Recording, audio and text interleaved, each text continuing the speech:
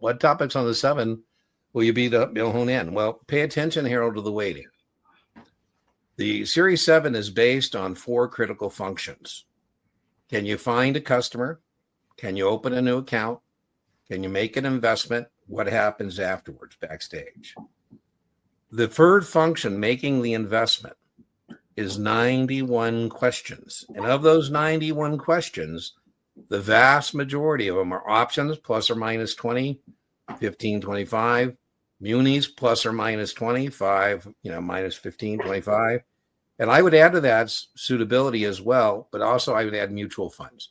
Yeah. Now, you should be in good shape on the mutual funds, assuming you already did your 65 and you did your SIE, but make sure you don't, you close difference being closed in and open-end funds and ETFs and ETNs, all that stuff.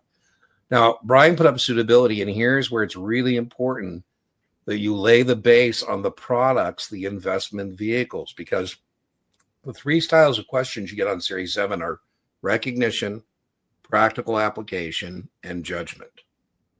Now, in your SIE, there was very, if any, judgment questions and very 2 or 3 practical application. 65 has judgment questions. And a lot of these judgment questions are suitability, where you're looking at what should I recommend to the customer, and you get to the 50-50.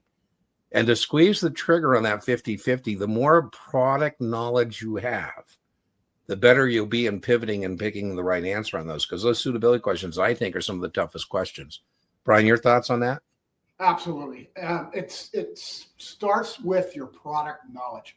So the biggest difference, as your question states, between the 7, remember, this is FINRA, it's not NASA, so it's not a lot of law-driven questions. It's not a lot of analytics either. It's predominantly products.